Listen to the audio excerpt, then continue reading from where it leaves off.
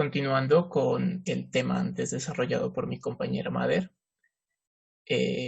un caso particular de la multiplicación de un vector por una constante alfa es cuando esta constante alfa es un número escalar. En este caso hablamos como número escalar, un número que pertenece a los reales.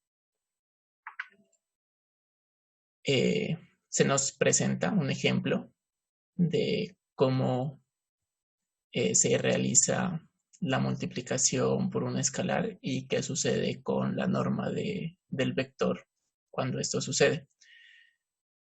Se nos muestra el vector b de coordenadas 1,1 y se calcula su magnitud.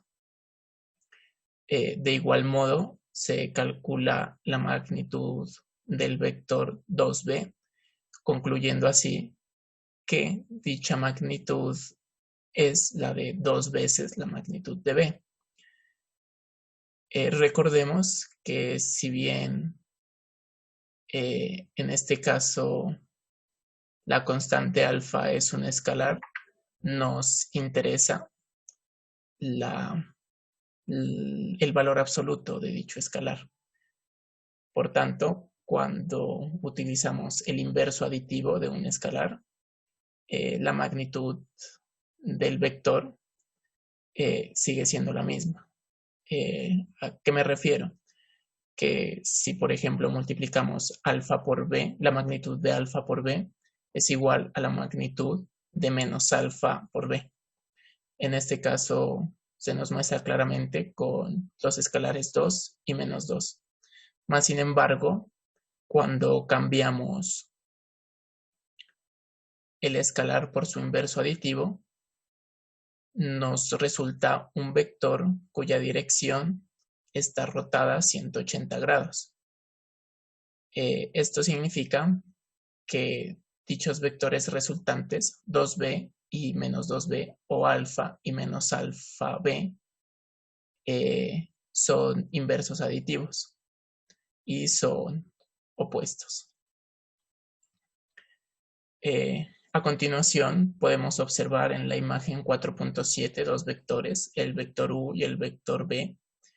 El vector u de coordenadas a1 y b1 y el vector b de coordenadas a2, b2. Y se realiza una suma que se realiza normal, como con cualquier par de vectores que se realiza componente a componente, y gráficamente tenemos un paralelogramo. Esta suma nos deja como dato que se cumple la desigualdad triangular.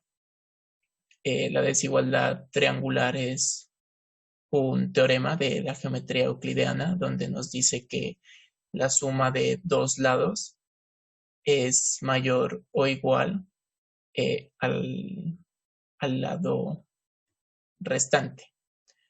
Esto en el ámbito de los vectores se ve reflejado como magnitud de u más b es menor o igual a la magnitud de u más la magnitud de b.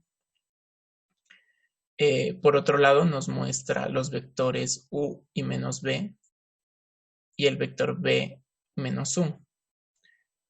Claramente observamos lo que anteriormente habíamos nombrado sobre el inverso aditivo, donde u menos b es igual a multiplicar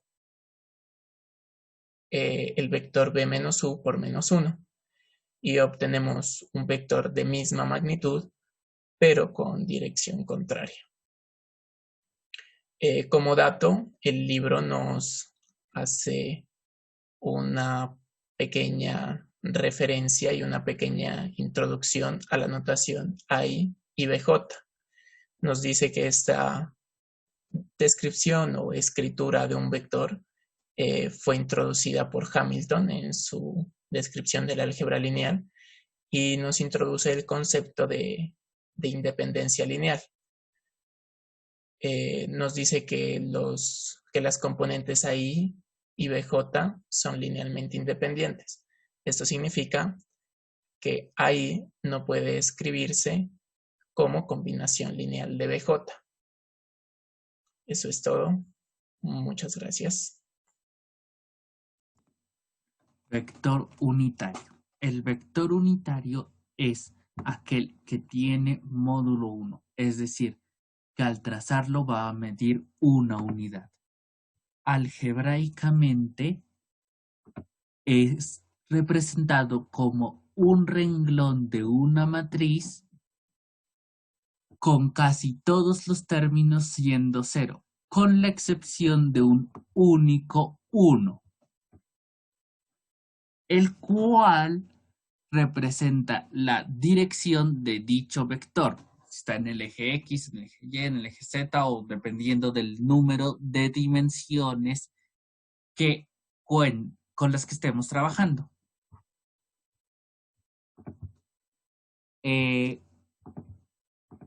El vector unitario tiene múltiples usos en física, en álgebra, en gran cantidad de situaciones. Ahora, supongamos que tenemos un vector B que no es unitario, pero necesitamos un vector unitario.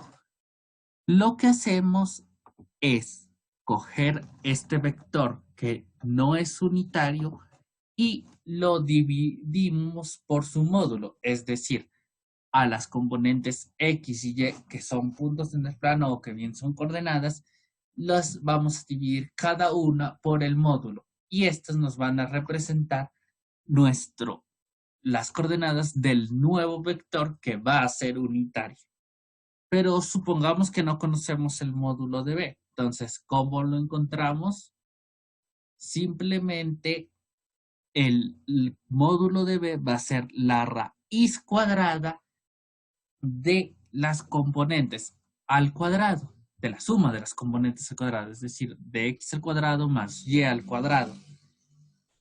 Entonces, sacamos esta raíz y vamos a tener que el vector u, que es unitario, va a ser igual a x sobre la raíz de x al cuadrado más y al cuadrado, coma, y sobre la raíz de x al cuadrado más y al cuadrado. Esas van a ser las coordenadas de nuestro vector. Muchas gracias.